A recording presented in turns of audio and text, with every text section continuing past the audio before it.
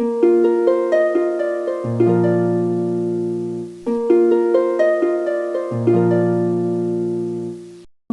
కలుగును గాక. కూడి వచ్చిన సంఘస్థులందరికీ, కార్యవర్గానికి, ప్రత్యేకంగా వేదిక వచ్చిన మాస్టర్ గారికి నా హృదయపూర్వక వందనాలు. ఈ సమయాన్ని నాకు దేవుడు ఇచ్చిన దేవుని ప్రత్యేకంగా వందనాలు చెల్లిస్తున్నానండి. అందరూ ఒకసారి దేవుని నామమున మహిమ హల్లెలూయా చెప్దామండి. హల్లెలూయా, హల్లెలూయా, హల్లెలూయా. చిన్న వాక్యం ద్వారా ఈ వాక్యాన్ని ప్రారంభించుకుందామండి. మమ్మల్ని మిక్కిలిగా ప్రేమిస్తున్న మా ప్రియ పరలోకపు తండ్రి, నిలబడి నేను మాట్లాడుచుండగా నాయన మా ద్వారా మీరు మాట్లాడమని మీ బిడ్డలకు ఏ వర్తమానం ఇవ్వనవేస్తున్నావో నా నోటికి మీరు బోరగా ఉండి నన్ను వాడుకుని నన్ను మరుగుపరిచి నీ శక్తి చేత, నీ జ్ఞానం చేత, నీ ఆత్మ చేత నన్ను నింపి నడిపించమని మా ప్రభును రక్షకుడైన వాక్యమై ఉన్న యేసు అతి పరిశుద్ధ నామమున అడిగి వేడుకొనుచున్నాను తండ్రి, ఆమేన్. నమ్మిన వారందరూ హల్లెలూయా చెప్తామండి. హల్లెలూయా. నాతో మాట్లాడు ప్రభువా, అందరం కలిసి పాడదాం.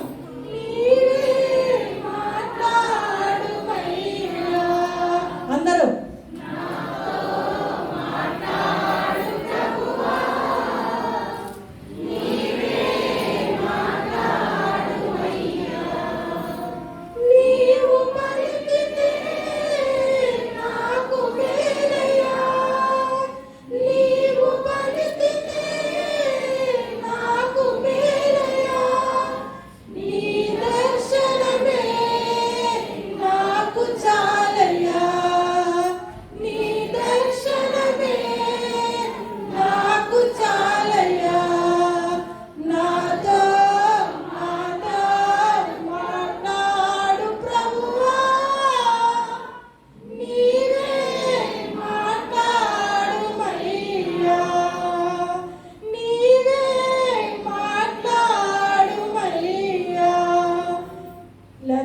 ధ్యానించుకుందామండి.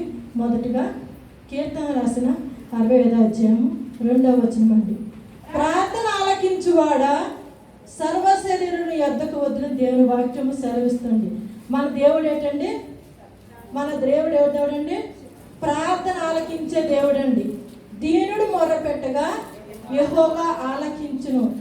ఆయన ప్రార్థన ఆలకించువాడు కాబట్టి సర్వ శరీరులు ఆయనకు వద్దకు వస్తారండి.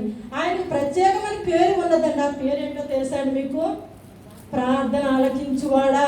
అనేక పేర్లు ఉన్నాయి, కానీ ఈ ప్రార్థన ఆలకించువాడ పేరు మాత్రమే ఆయనకు ఉన్నదండి. మనుషులు అయితే ఒకసారి వినవచ్చు, 2 సార్లు వినవచ్చు, కష్టమాను చెప్తున్నారు, వినలేకపోవచ్చు. కానీ దేవుడైతే నేను ప్రార్థన ఆలకిస్తాను, మీరు నా యొద్దకు రండి అని చెప్తున్నాడండి. ఈ ప్రార్థన ఆలకించేవాడు ఎలా ప్రార్థన చేయాలి, అసలు ఎట్టి విధంగా మనం ప్రార్థిస్తే దేవుడు ప్రార్థన ఆలకిస్తాడు అని 2-3 అంశాలుగా మనం చెప్పుకుందామండి. దేవుడు ప్రార్థన ఆలకించేవాడు కాబట్టి సర్వశరీరులు ఆయన వద్దకు వచ్చినప్పుడు ఆయన సమాధానం ఇస్తాడు, జవాబిస్తారండి. కానీ దేవుడు ఎన్నో ప్రార్థనలకు జవాబిచ్చారండి. భక్తులైన జీవితాల్లో మోషే ప్రార్థించినప్పుడు ఆయన సమాధానం ఇచ్చారండి. అహరోను ప్రార్థించినప్పుడు సమాధానం ఇచ్చారండి. యెషయా ప్రార్థించినప్పుడు సమాధానం ఇచ్చారు.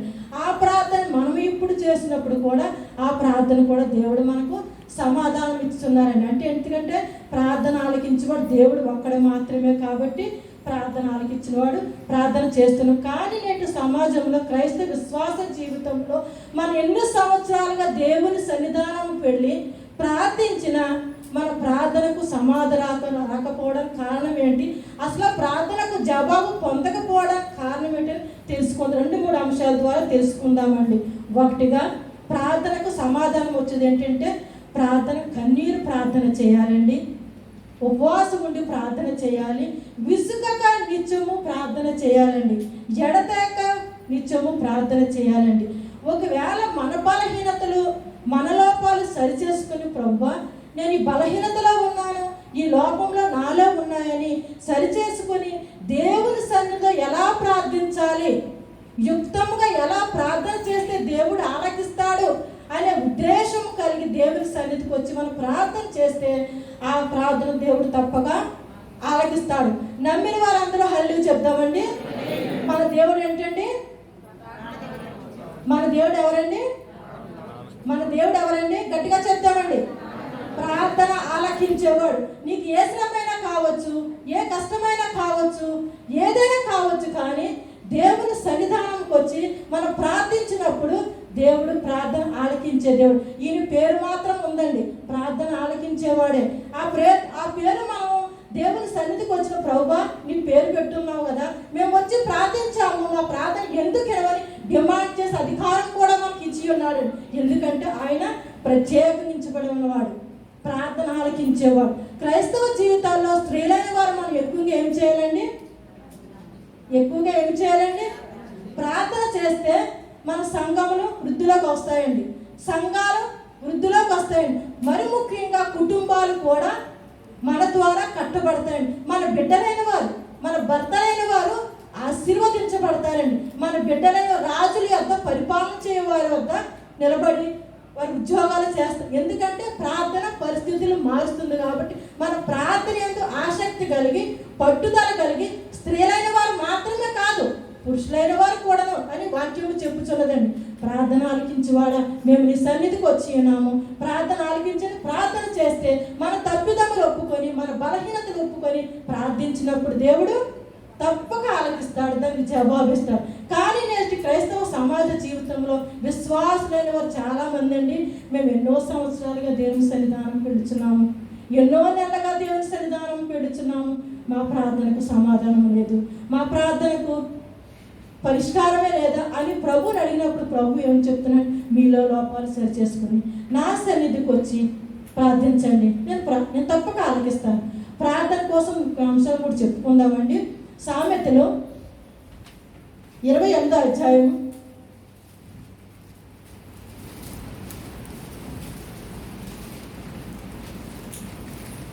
9వ వచనం అండి.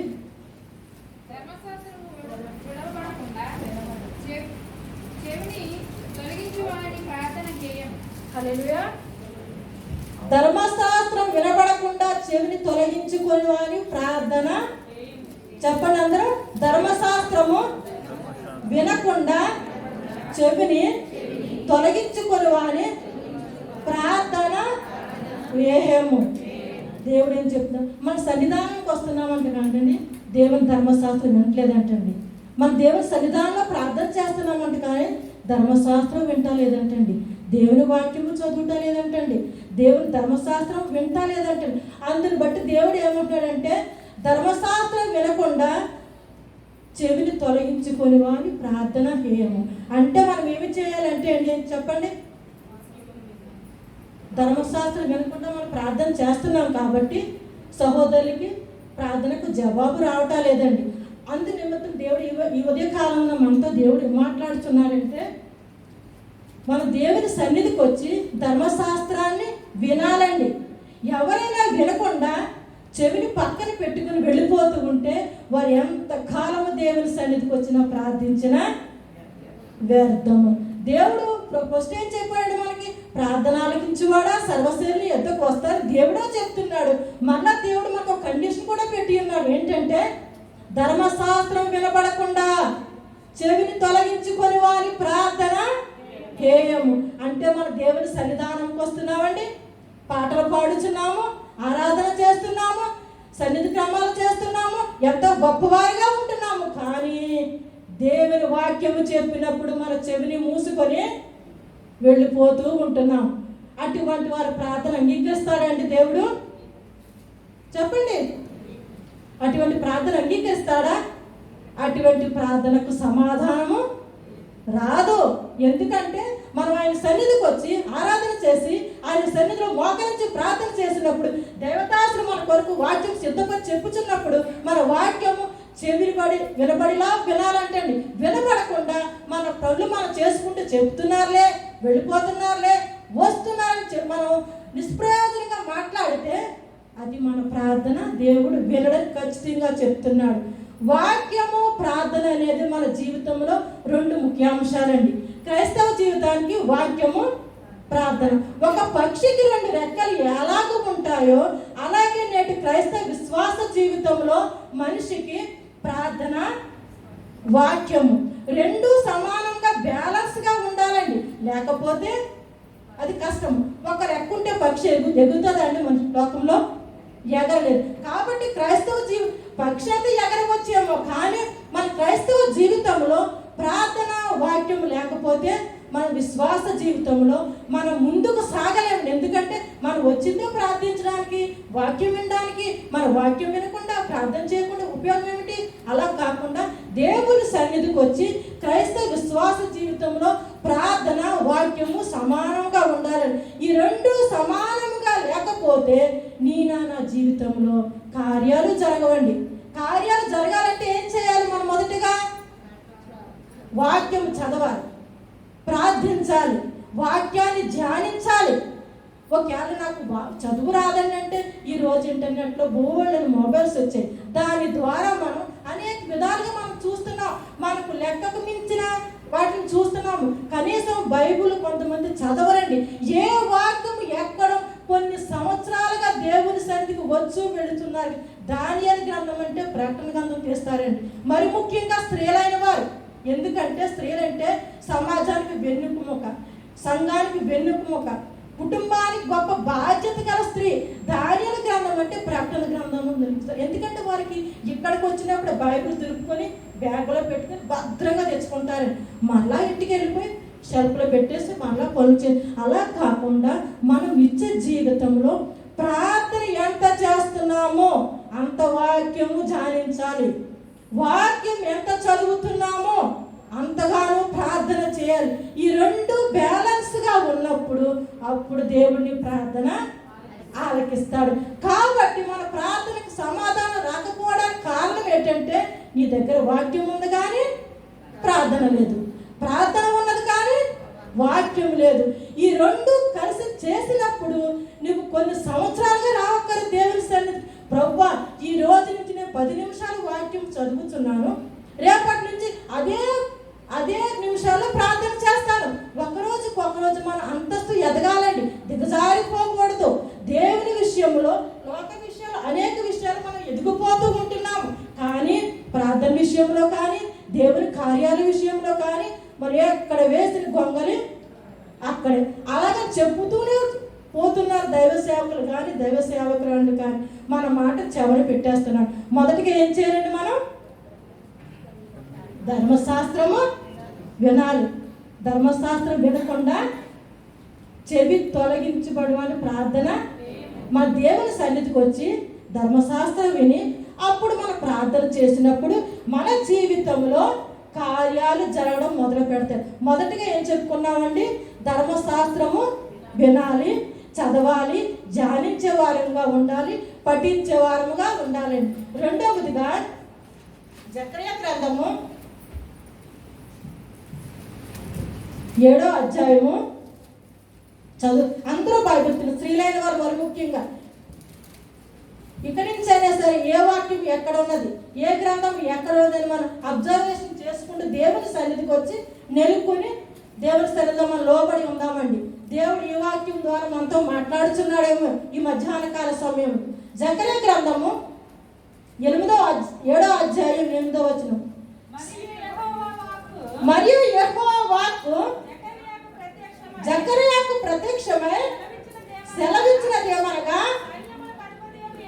సైన్యములకు అధిపతి యెహోవా ఎలాగూ ఆజ్ఞ ఇచ్చి ఉన్నాడు, సత్యమును అనుసరించి తీర్పు తీర్చుడి, ఒకరి యందు ఒకరు కరుణా వాత్సల్యములు కనపరచుకొనుడి, విధవరాండ్రను తండ్రి లేని వారిని పరదేశులను దరిద్రులను బాధ పెట్టకుడి, మీ హృదయమందు సహోదరులలో ఎవరికి కీడు చేయ తలచుకుడి.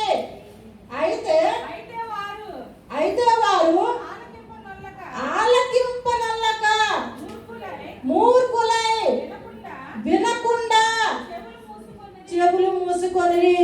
హల్లెలూయా. దేవుడి వాక్యం ద్వారా మనతో మాట్లాడుతున్నాడండి. అలాగే 13వ వచనం చదువుదామండి. కావున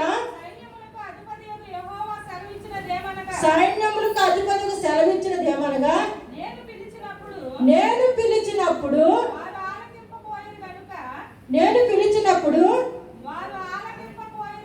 వారు ఆలకింపకపోయిన కనుక వారు పిలిచినప్పుడు నేను ఆలకింపను.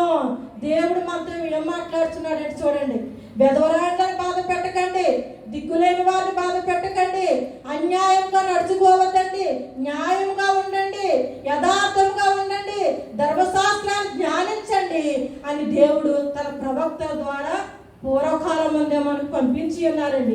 మనం ఏం చేస్తామంటే దిక్కులేని వారిని మనం బాధ పెడుతున్నామేమో, ఒకవేళ సరి చేసుకుందామండి. యథార్థంగా మన జీవితాలు ఉంటా లేదేమో సరి చేసుకుందామండి. యథార్థమైన జీవితం కలిగి ధర్మశాస్త్రం అనుసరించి నా ప్రవక్త ఎన్నోసార్లు పంపించాను, వారు మీ మాటలు వినలేదని చెప్తున్నారండి దేవుడు. పూర్వకాలం మందు అనేక ప్రవక్తలు ఈ పరిశుద్ధ గ్రంథాన్ని మనకు రాసి ఇచ్చి ఉన్నారు. ఎందుకంటే ఇది యుగాంతమన్నకు బుద్ధి కలుగుటకై మనకు దేవుడు రాసి ఇచ్చి ఉన్నాడండి. ఎందుకంటే యుగాంతమందు ఒకవేళ ప్రభువా మాకు ఈ వాక్యం తెలియదు, మాకు ఈ వచనం తెలియదు, మాకు తెలియదు ప్రభు అని చెప్పడానికి వీల్లేదు. ఎందుకంటే మనకి బుద్ధి కలుగుటకై పరిశుద్ధ ప్రవక్తల ద్వారా ఆత్మావేశం పొందిన వారే ఈ పరిశుద్ధ గ్రంథాన్ని దేవుడు మన చేతిలో పెట్టి ఉన్నాడు. పెట్టి ఉన్న గ్రంథాన్ని ఏమున్నాయంటే ధర్మశాస్త్రం చదవండి, న్యాయంగా ఉండండి, ఎదుటివారికి తీర్పు తీర్చకండి, యథార్థంగా ఉండండి, ఒకరి యందు ఒకరి కరుణావాత్సల్యం కలిగి ఉండండి, ఎవరిని బాధ పెట్టకుండా, మరి ముఖ్యంగా ఏ కీడు ఎవరికి చేయవద్దంటున్నాడండి. మరి ముఖ్యంగా వారు మనకి కీడు చేసినా సరే మీరు ఎవరికి కీడుకు ప్రతి కీడు చేయవద్దని చెప్తున్నాడండి. ఆ రోజున ఇశ్రాయేలు జనాంగం వినలేక పెడచెవి పెట్టి ఉన్నారేమో, నాకైతే తెలియదు. కానీ ఈ రోజు అదే మాటలు దేవుడు మనతో చెప్తున్నాడు. ఇవన్నీ చేయకండి, మీరు యథార్థంగా జీవించండి, నీతిగా ఉండండి, న్యాయంగా ఉండండి, ధర్మశాస్త్రాన్ని అనుసరించండి, నేను చెప్పిన బోధన మీరు వినండి. ధర్మశాస్త్రం ఏం బోధిస్తుందో అదే బోధ మీరు బోధించండి, వారిని నేర్చుకోండి మీరు అని చెప్తున్నాడండి. మీకు ఒకవేళ ఇన్ని చెప్పినప్పుడు కూడా మీరు యద్వరాన్ని బాధ పెట్టినా, దిక్కులేని వారిని బాధ పెట్టినా, అన్యాయంగా నడిచినా, కీడుకు ప్రతి కీడు చేసినా, మీకు అదే సమయం వచ్చినప్పుడు, మీకు అదే కష్టం వచ్చినప్పుడు నేను మీ ప్రార్థన వినను. ఫస్ట్ ఏం చెప్పాడండి, మీరు ఎవరిని బాధ పెట్టద్దు, మీరు ఎవరికి కీడుకు ప్రతి కీడు చేయవద్దు, కానీ మళ్ళా మనకి ప్రత్యేకమైన రీతిలో మీరు ఈ రీతిగా ఉంటే, మీరు అదే రీతిలో ఉంటే నేను మీ ప్రార్థన ఆలకించను. మీరు ఎన్నోసార్లు ప్రవక్తలు పంపి చెప్పాను, మీరు ఇలాగ ఉండాలి, అలాగ చేయాలని చెప్పినప్పుడు నా బోధ వినలేదు, నా బోధ ఆలకించలేదు. మీకు వచ్చిన శ్రమను బట్టి, మీకు వచ్చిన కష్టం బట్టి, దేవా నీ సన్నిధానం నేను వచ్చి ఉన్నాను, నా ప్రార్థన ఆలకించంటే నేను మీకు వింటానా? వినడం ఖచ్చితంగా చెప్తున్నాడే. మొర పెట్టుకున్నప్పుడు మన దీనిని మొర ఆలకించినప్పుడు దేవుడు మన మొర ఆలకిస్తాడండి. నీవు పలికితే నాకు మేలయ్యా, నీవు పలికితే నాకు మేలయ్యా, నీ దర్శనమే పడదండి, నాకు చాలయ్యా, నీ దర్శనమే నాకు చాలయ్యా, నాతో మాట్లాడు ప్రభువా, నీవే మాట్లాడుమయ్యా, నాతో మాట్లాడు ప్రభువా, నీవే మాట్లాడుమయ్యా. హల్లెలూయా, హల్లెలూయా. మనకి వాక్యాల కొన్ని సత్యాలు తెలుసుకున్నాం ఇంతవరకు అండి. దేవుడు వినకుండా ఉంటే ఏం చేశాడు, వీళ్ళు కరుణిస్తే మనకేం చేస్తాడు. ఈ మొట్టమొదటిగా మనం కొన్ని సత్యాలు నేర్చుకోవాలండి. ఏంటంటే ధర్మశాస్త్రాన్ని వినాలండి, చదవాలండి, ధ్యానించే వారంగా ఉండాలి. దేవుడు చెప్పిన మాటకు లోబడి ఉండి విధేయత చూపాలని దేవుడు చెప్తున్నాడు. ఆయన సత్యం ఏంటంటే, ఆయన ద్వారా నేర్చుకోవాల్సిన పాఠం ఏంటంటే, మనం ఈరోజు ధర్మశాస్త్రాన్ని చదవాలి, వినాలి, ధ్యానించే వారంగా ఉండాలి, ఆయన మాటకు లోబడి విధేయత చూపించి ఉండాలి. దేవుడు మన నుండి దేవుడి వాక్యాలు చెప్పాడు. దేవుడు మన నుండి ఇప్పుడు ఏమో కోరుకుంటున్నాడంటే, సత్యంగా ఉండండి, న్యాయంగా ఉండండి, యథార్థంగా నడుచుకోండి. దేవుని యందు విశ్వాసం కలిగి ఆయన యందు భయభక్తులు కలిగి ఉండండి అని దేవుడు చెప్తున్నాడు. దేవుడు మనకి ఏం చెప్తున్నాడండి? ఇప్పుడు న్యాయంగా ఉండండి, యథార్థంగా జీవించండి, సత్యంతో ఉండండి, విశ్వాసం ఉంచండి, దేవుని వాక్యం పట్ల ఆసక్తి కలగండి, బైబిల్ చదవడం, దేవుడు ఇవన్నీ చేసినప్పుడు దేవుడు మన ప్రార్థన తప్పక ఆలకిస్తాడండి. మరి ముఖ్యంగా దేవుని వాక్యం పట్ల ఆసక్తి కలిగి ఉన్నప్పుడు దేవుని మన హృదయాల్లో గౌరవించాలండి. ఆయనకు ఒక పీఠంలా వేయాలి. దేవుని వాక్యం మనతోనే మాట్లాడుతుంది, దేవుడు మనతోనే స్పందిస్తుంది. మనం గౌరవం కలిగి ఆయన వాక్యం పట్ల విధేయత కలిగి ఆసక్తి కలిగి ఉండాలండి. ఆయన ప్రేమలో నడుచుకోవాలి, ఆయన మార్గంలో నడుచుకోవాలి. ఆయన మనకు బోధించినప్పుడు ఆయన మాట వినకుండా మనం చెవిని ప్రక్కకు పెట్టి వెళ్ళిపోతే ఏమంటారు తెలుసా అండి? మీకు శ్రమ వచ్చినప్పుడు, మీకు కష్టం వచ్చినప్పుడు, మీకు బాధ కలిగినప్పుడు, మీకు ఏదైనా వచ్చిన ప్రభువా నాకు సహాయం చేయమంటే ఏమన్నారంటే, ప్రభు ఏమన్నారంటే, నేను చెప్పిన మాట మీరు విన్నారా? మీరు చెప్పిన మాట నేను వినడానికి అని ప్రభు తిరిగి ప్రశ్న వేయించున్నారండి. ఈరోజు మనం ప్రశ్న వేసే వాళ్ళలాగా ఉన్నామా? ప్రభు చేత ప్రశ్న వేయించుకునే వాళ్ళలో ఉన్నాం. స్త్రీలైన వారు, ప్రభువా మేము ఎంతవరకు మా జీవితం ఏదో జరిగిపోయింది, కానీ ఇక్కడి నుంచి నీ ధర్మశాస్త్ర గ్రంథాన్ని చదువుతాను, ఎంతగా చదువుతానో అంతగా ప్రార్థన చేస్తాను.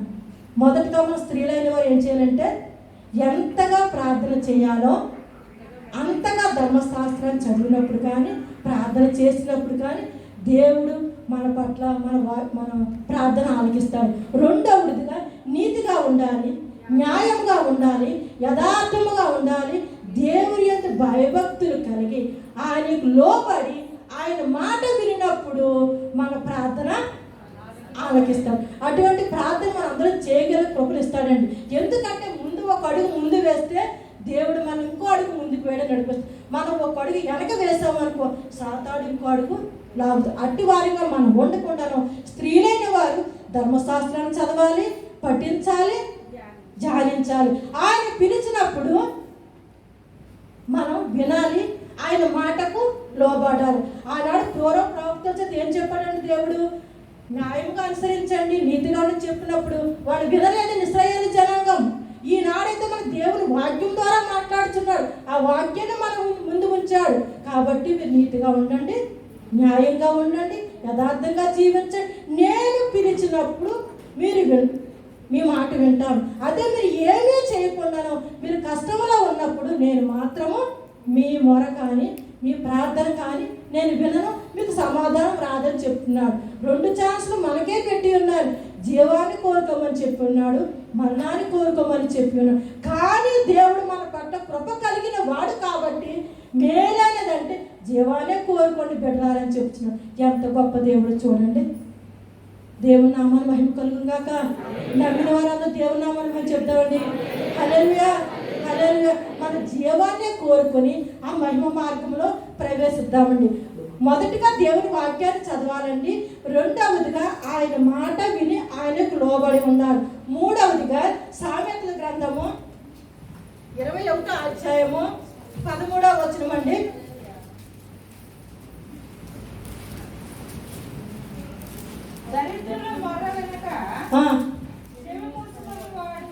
ప్రార్థన దరిద్రుల మొర వినక చెవి మూసుకొనివాడు తాను మొర పెట్టినప్పుడు అంగీకరింపబడడు.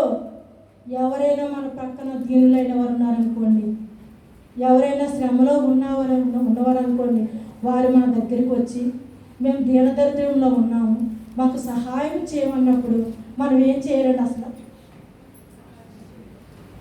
ఏం చేయాలండి? మనం ఎవరైనా అవసరంలో ఉన్నారనుకో, ఎవరైనా ఇబ్బందుల్లో ఉన్నారనుకో, ఎవరైనా కష్టంలో ఉన్నారనుకో, ఎవరైనా శోధన అనుభవిస్తున్నారనుకో, మన దగ్గర వచ్చి సహాయం చేయమన్నప్పుడు మనకు చేత కలిగినంత సహాయం చేయగలిగి కూడా వారి ప్రార్థన వినకుండా, వారి మొర వినకుండా మనం ప్రక్కకు పట్టించుకోకుండా వెళ్ళిపోతుంటే దేవుడు ఏం చెప్తున్నాడంటే, మీరు ప్రార్థించినా కూడా నేను కూడా మొదటగా మనం ఏం చేయాలండి, మనం చేయగలంత సహాయం స్థితిలో ఉన్నప్పుడు వారు అడిగినప్పుడు చేయాలి. లేకపోతే మనం ఏం చేయలేము, కానీ మనకు ఉంది కాబట్టి మనం చేయాలి. చేయకుండా చెవు మూసుకొని వెళ్ళిపోతుంటే దేవుడు కూడా మీరు ప్రార్థించినప్పుడు కూడా నేను అదే పరిస్థితి చూపుతాను చెప్తున్నానండి. పేదలైన వారికి సహాయం చేస్తే ఎవరికి సహాయం చేసినట్టండి? దరిద్రులైన వారికి సహాయం చేస్తే ఎవరు సహాయం చేసినట్టే? మన ముందు అనేక మంది తిరుగుతూ ఉంటారండి ఈ కోయిటా దేశంలో, సమస్యలలోని, ఇబ్బందుల్లోని, ఇరుకుల్లోని. మనకి చేయగల సహాయం చేస్తే వాడి పట్ల మనం కలిగిన కార్యాలు చేయాలండి. చేయగలిగినంత, మనకు మించుకుపోయిన కాదు. మనకు 10 రూపాయలు ఉంటే 1 రూపాయలు ఇచ్చామనుకో దేవుడు చూస్తున్నాడు. బీదలను కనికరించేవాడు ధన్యుడని చెప్తున్నాడు. నీ ప్రార్థన కూడా నేను ఆలకిస్తాను. మత్తయి సువార్తలో ఒక వాక్యం ఉందండి, 25వ అధ్యాయము 34-40 వచ్చినండి.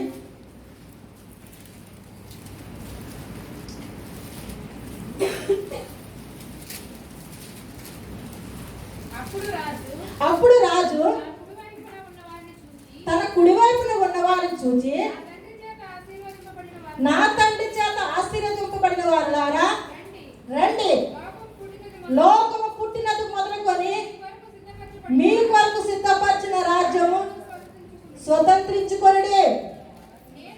నేను ఆకలి కొంటిని, మీరు నాకు భోజనం పెట్టితిరి, దప్పికొంటిని, నాకు దాహం ఇచ్చితిరి, పరదేశినై ఉంటిని, నన్ను చేర్చుకొంటిరి, దిగంబరినై ఉంటిని, నాకు బట్టలు ఇచ్చితిరి, రోగినై ఉంటిని, నన్ను చూడవచ్చితిరి, చెరసాలలో ఉంటిని, నా ఇంతకు వచ్చితిరని చెప్పాను.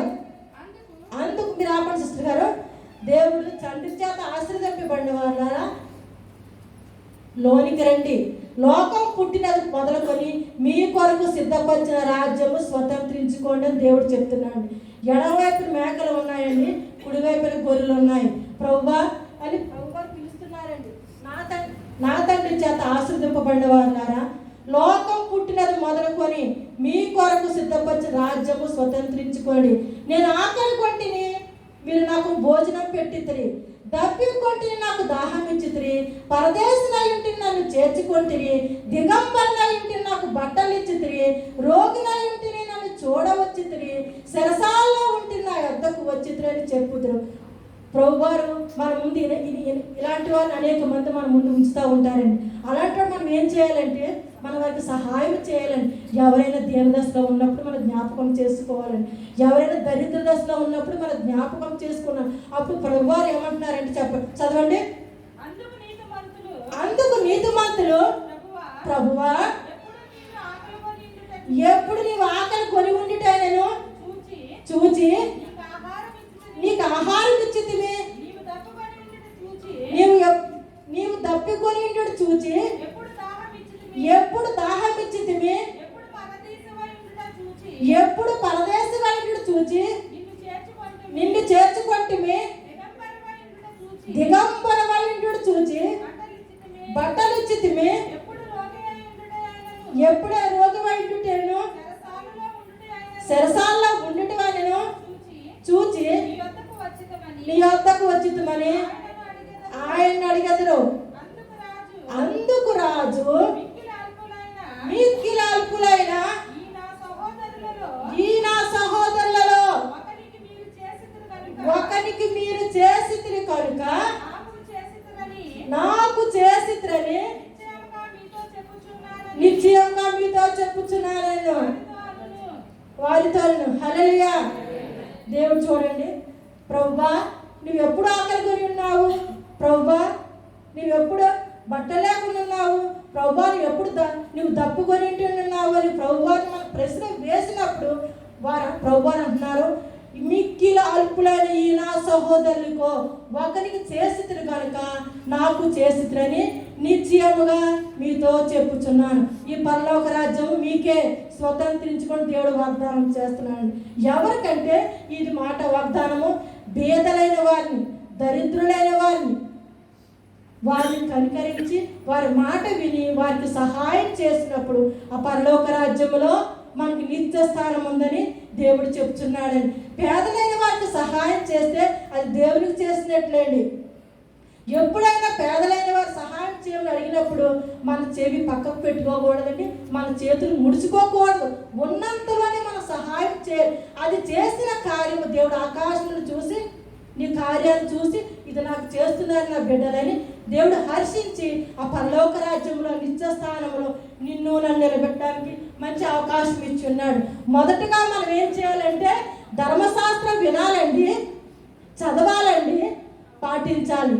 రెండవదిగా నీతిగా నడుచుకోవాలి, యథార్థంగా జీవించాలి, ధర్మశాస్త్రాన్ని అనుసరించాలి, దేవుని అంటే భయభక్తులు కలిగి ఆయన మాట విని ఆయనకు లోబడినప్పుడు మన ప్రార్థన ఆలకిస్తాడండి. మూడవదిగా దిక్కులేని వారిని మనం చేర్చుకున్నప్పుడు వారికి సహాయం చేసినప్పుడు మనల్ని కూడా మనం మొరపెట్టినప్పుడు మన దీనస్థితిలో ఉన్నప్పుడు జ్ఞాపకం చేసుకొని మన ప్రార్థన ఆలకిస్తాడండి. 3 అంశాలు మనం నేర్చుకున్నాము. 4వ అంశం ఏంటంటే సమాధానం కలిగి ఉండటం వల్ల మన ప్రార్థన, సమాధానం లేకపోతే మన ప్రార్థన అంటండి ఆలకించడంటండి. మన దేవుని సన్నిధానానికి వస్తున్నాము కానీ సమాధానం కలిగి ఉంటున్నామా? ఒకసారి పరిశీలన చేసుకుందామని. పక్క సహోదరు మాట్లాడకపోతే నేను మాట్లాడను, పక్క సహోదరు నన్ను ఎలాగంటుంది అని మనలో మన ద్వేషాలు పెంచుకొని సన్నిధానంకి వస్తూ పాటలు పాడుతూ వాక్యాలు చెప్తూ గాన ప్రతిగానములు చేయొచ్చు, కానీ జీవితంలో తోటి సహోదరుని ప్రేమించలేని ప్రార్థన వినడు దేవుడు. ఒకవేళ అటువంటి ప్రార్థన చేస్తున్నా, సమయాన్ని గడుపుతున్నా అటువంటి ప్రార్థన దేవుడు ఖచ్చితంగా చెప్తున్నాడు. ఆ వాక్యం ద్వారా మనం ఏం నేర్చుకోవాలంటే ఈరోజు మనం సమాధానం కలిగి ఉండాలని నేర్చుకోవాలి. ప్రార్థన చేయాలంటే మొదటగా మనం సమాధానము, కుటుంబంలో సమాధానం కలిగి ఉండాలి, భర్త భార్య మధ్య సమాధానం కలిగి ఉండాలి, బిడ్డలతో సమాధానం కలిగి ఉండాలి, సంఘంలో సమాధానం కలిగి ఉండాలి, సహోదరు పట్ల సమాధానం కలిగి ఏమీ చేయకుండాను సంఘంలో బైబిల్ పెట్టుకొని వచ్చేసి ప్రభా ప్రభా ప్రభు అని పిలుచుని ఎందుకు మీ సమయము వృధా. ప్రార్థన ఆలకించుడు దేవుడు. ఎందుకంటే నేను చెప్పుచున్నాను కదా, మీరు సమాధానం కలిగి ప్రార్థించిన దేవుడు చెప్పుచున్నప్పుడు మన సమాధానం లేకుండా వచ్చి ఎన్ని గంటలు ఉండి మోకరించి ప్రార్థన చేస్తే ఉపయోగం ఏముందండి? అయినా మరి ముఖ్యంగా స్త్రీలైన వారికి సమాధానం కలిగి ఉండాలని. సహోదరులందరూ ఈ వాక్యం ఎక్కడుందండి అసలు చెప్పండి. అదిగో స్త్రీలకి ఇదే ముఖ్య లక్షణం. కనీసం బైబుల్ ఎక్కడుందంటే చెప్పలేకపోతున్నారండి. సహోదరులు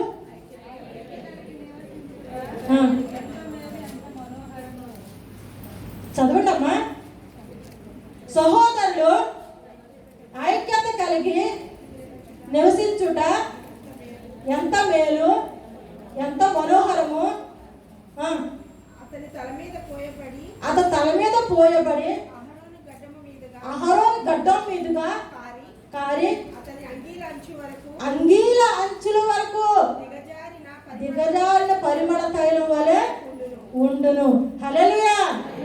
ఐక్యత కలిగి ఉంటే ఎలా ఉంటుందండి మన జీవితము? ఎంత సంతోషం అండి, ఎంత సమాధానం అండి, ఎంత సువాసనగా వారు పెర్ఫ్యూమ్ కొట్టుకుంటేనే మనం ఎంతో ఆనందపడిపోతుంది, స్మెల్ వస్తుందండి. ఐక్యత కలిగి ఉన్నప్పుడు దేవుడు మనకు ఎంత సంతోషపడతాడండి. మన సమాధానం కలిగి ప్రార్థన చేద్దామండి. మొదటిగా మత్తయి సువార్త 5వ అధ్యాయము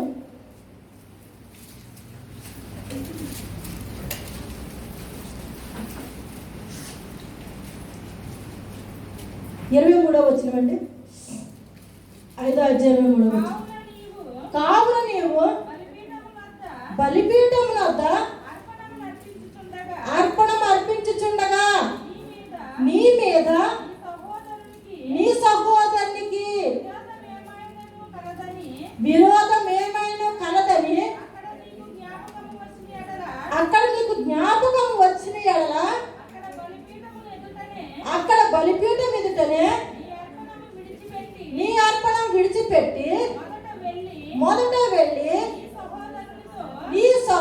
అతనితో సమాధానపడుము. అటు తరువాత వచ్చి నీ అర్పణ అర్పించి నీ ప్రతివాదితో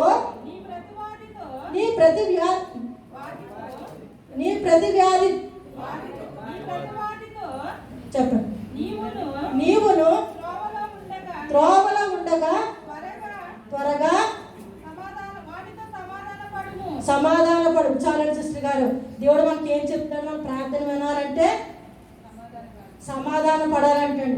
సమాధానం లేకుండా ప్రార్థన చేస్తే ఆ ప్రార్థన దేవుడు వినడంటాడు. మందిరంలోకి వెళ్ళి అర్పణే కానీ కానుకే కానీ బలియే కానీ అర్పించినప్పుడు నీ సహోదరు నీకు నీ విరోధం ఏమైనా కలదని మనసుకు వచ్చిన ఎడల వెంటనే నీ అర్పణ విడిచిపెట్టి నీ కానుక విడిచిపెట్టి వెళ్ళి నీ సహోదరునితో మొదటగా సమాధాన పడాలంటండి. అట్టి సమాధానం పడి వచ్చి నీ అర్పణే కావచ్చు, నీ కానుకే కావచ్చు, నీ హృదయమే కావచ్చు, అర్పించినప్పుడు దేవునికి అది అంగీకారం అంటండి. ఇవి ఏమీ చేయకుండా దేవుని సన్నిధి గురించి కానుక ఇచ్చేసి కవర్ ఇచ్చేసి వెళ్ళిపోతుంటే అది ఏమీ ఉపయోగం కాదు. దేవుడే భేదవాడు కాదండి, మనం ఇస్తే తీసుకునేవాడు కాదు. కాకపోతే మనం ఇచ్చే అర్పణ హృదయపూర్వకంగా సహోదరుని ప్రేమించే మనస్తత్వంతో సమాధానం కలిగి ఉండే మనస్తత్వంతో ఉండి ప్రార్థన కానీ కానుక కానీ అర్పణ కానీ తెచ్చించినప్పుడు దేవుడు అటువంటి ప్రార్థన ఆలకిస్తాడు. మొదటగా ధర్మశాస్త్రం వినాలి, ఆయన మాట వినాలి. మూడవది సమాధానపడి ప్రార్థన చేయాలి. 3 అంశాలు నేర్చుకున్నామండి. ఏంటంటే మొదటిగా ఒకటి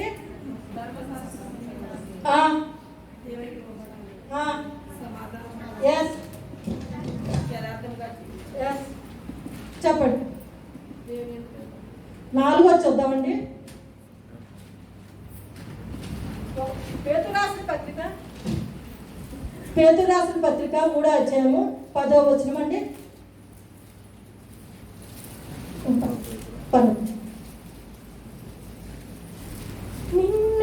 నిన్నే కొలుతూనయ్యా, నీవే నా రాజువయ్యా.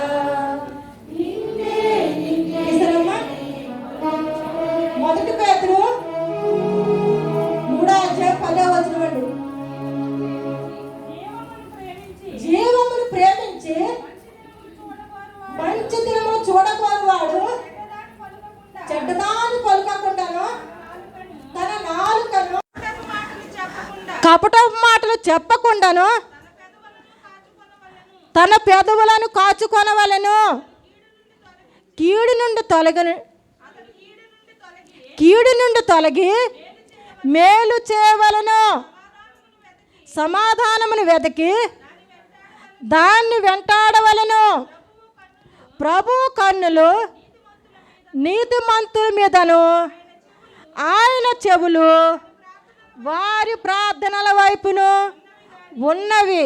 హల్లెలూయా. ప్రభు కన్నులు ఎవరి వైపు ఉన్నాయంటండి? చెడ్డ మాటలు పలుకకుండా తన నాలుకను కాపాడుకోవాలంటండి. మనం లేచింది మొదలుకొని మాటలతోనే ప్రారంభిస్తామండి. మొదటగా నాలుకను స్వాధీనం చేసుకొని చెడ్డ మాటలు మాట్లాడకుండా మంచి మాటలు పలుకుతూ ఫస్ట్గా మనం ఉదయాన్ని ప్రారంభించాలంటండి. చెడ్డ మాటలు పలుకకుండాను నాలుకను భద్రంగా కాపాడుకోండి. కపటపు మాటలు చెప్పకుండా పెదాలను కూడా కాపాడుకోవాలంటండి. ఒకరిని చూస్తే ఇలాగంటాం, ఒకరిని చూస్తే అలాగంటాం. అలా కాకుండా మన పెదవులను కూడా భద్రంగా కాపాడుకోవాలంటండి. కీడు తొలగి మేలు చేయాలంటే నువ్వు కనీసం మేలు చేయకపోయినా పర్వాలేదు, కానీ కీడు మాత్రము చేయొద్దండి. అలా చేస్తే అండి ప్రభువారు ముఖం అంటండి నీకు చాటుగా ఉంటుందంటండి. కీడు చేసిన వారికి ముఖానికి నువ్వు మేలు చేయకపోయినా పర్వాలేదు, కానీ కీడు చేస్తే ప్రభువారి ముఖం నీకు చాటుగా ఉంటుందండి. అటువంటి ప్రార్థన దేవుడు ఆలకిస్తాడండి. కీడు చేయకూడదు, మంచి మాటలు పలకాలి, మేలు చేయాలి, సమాధానం వెతికి వెంటాడాలి. మనం ఏమి నేర్చుకున్నామండి ఈ రోజుని? యథార్థంగా ఉండాలి, ధర్మశాస్త్రాన్ని వినాలి, కీడు నుండి తొలగిపోవాలి, మేలు చేయాలి, సమాధానం కలిగి ఉండాలండి. ఒకవేళ ఏమి చేయకుండా దేవుని సన్నిధానంకి వచ్చి మేము ప్రార్థిస్తున్నాము, ఏమీ మాకు ప్రార్థన నెరవేర్పు రావట్లేని ఎన్ని సంవత్సరాలు అనుకున్నాము, కానీ ఇవన్నీ చేసినప్పుడు దేవుడు మనం తప్పగా మన ప్రార్థన ఆలకిస్తాడండి. ఈ వాక్యాలు మన జీవితం నిత్యము అన్వయం చేసుకొని నడుచుకోవాలండి. ఎందుకంటే స్త్రీలైన వారు ముఖ్యంగా ధర్మశాస్త్రం వినాలి, చదవాలి, ఆయన పిలిచినప్పుడు ఆయన మాటలకు విధేయత చూపాలి, బీదలను కనికరించాలి, విరోధం లేకుండా సమాధానం కలిగి ఉండాలి, చెడ్డ మాటలు లేకుండా కీడు చేయకుండాను మేలు చేయటం ఉండాలి. ఇవన్నీ కలిగిన మనం దేవుని సన్నిధికి వెళ్ళి ప్రార్థించినప్పుడు మన ప్రార్థనకు దేవుడు సమాధానం ఇస్తారండి.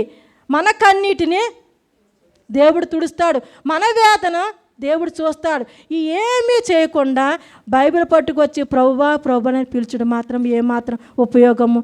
అటువంటి భక్తి చేయకుండా ఇక నుంచి అయినా సరే స్త్రీలైన వారు యథార్థంగా నీతిగా కరుణ జాలి వాత్సల్యములు కలిగి సమాధానం కలిగి కీడును మాని మేలు చేయటకు మనం సాగిపోదాం. అట్టి కృప దేవుడు మనకు అందరికీ అనుగ్రహించునుగాక. ఆమేన్. చిన్న ప్రార్థన చేసుకుందామండి. పరిశుద్ధమైన మా తండ్రి, ప్రేమగల మా తండ్రి, సర్వశక్తిమంతుడా సర్వాధికారివైన దేవానికి స్తోత్రాలు. ఇంతవరకు నాయన మీరు నాతో మాట్లాడిన మాటలను బట్టి వందనాలు చెల్లిస్తున్నాను. అల్పురాలని అయోగ్యమైన దాన్ని అయ్యా, నిలబడిన మాట్లాడిన మాటలు నాయన బిడ్డలైన వారు శ్రద్ధగా విని ఉన్నారయ్యా. విన్న వాక్యం నాయన విశ్వాసముతో నాయన వారి జీవితాల్లో ఫలింపు దాయిచేయండి అయ్యా.